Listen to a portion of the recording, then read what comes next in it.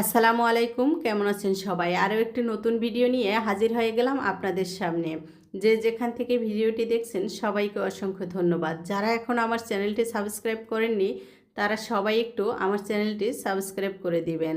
আজকে আমি কিছু বাজার করেছি, কি বাজার করেছি সেটাই শেয়ার করব আপনাদের সাথে। তার সাথে শেয়ার করব সন্ধ্যার কিছু বিভিন্ন নাস্তা।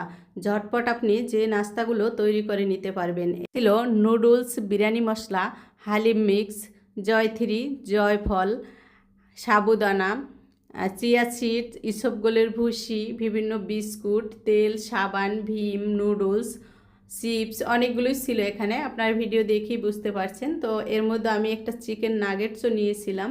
তো চিকেন নাগেট আমি ভেজে নিব এখন সন্ধ্যার নাস্তা হিসাবে। এই চিকেন নাগেটস কিন্তু রেডি করাই থাকে। এটা কিন্তু বাচ্চাদের খুবই পছন্দ। যে কোনো এক্সক্লুসিভ শপ বা সুপার শপে গেলেই কিন্তু এটা পেয়ে যাবেন। তো বাসায় নিয়ে এসে শুধু তেলে ভেজে সসের সাথে পরিবেশন করলেই হয়ে যাবে। তো আমি এখানে এক প্যাকেটে যতগুলো ছিল সবগুলোই আমি ভেজে নিয়েছি এবং সসের সাথে গরম গরম পরিবেশন করে সন্ধ্যার নাস্তাটা সেরে ফেলবো। পরদিন আমি বানিয়েছিলাম চিকেন নাগেটসের সমস্ত উপকরণ দিয়েই। তো আমি একটু গোল গোল শেপ করে নিয়েছি।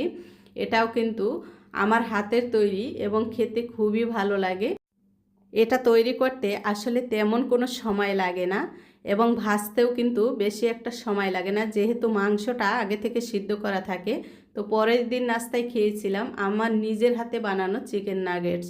পরের দিন আমি কি তৈরি করেছিলাম, এখানে আমি রেডিমেড খাবার তৈরি করেছিলাম। চিপস কিনে নিয়ে এসেছিলাম। তো চিপসগুলাই ভেজে এবং চায়ের সাথে চিপসগুলাই খেয়ে নিয়েছিলাম।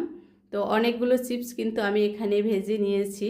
যেহেতু চিপসগুলো একটু ছোট ছোট ছিল তাই দেখতে কিন্তু অনেকটাই কিউট এবং খেতেও কিন্তু মাশাল্লাহ খুব ভালো লেগেছে। এটা আমরা কম বেশি সবাই খাই। পরের দিনের নাস্তা হিসেবে ছিল আমার ফ্রেঞ্চ ফ্রাই। ফ্রেঞ্চ ফ্রাই পছন্দ করে না এরকম মানুষ আসলে নাই। আমার বাচ্চাদের তো খুবই পছন্দ। তো আমি একটু বেশি করেই বানিয়ে নিয়েছি, যেহেতু ওরা তৃপ্তি সহকারে খেতে পারে বা কিছু রেখে দিলে পরের দিন খেতে পারে।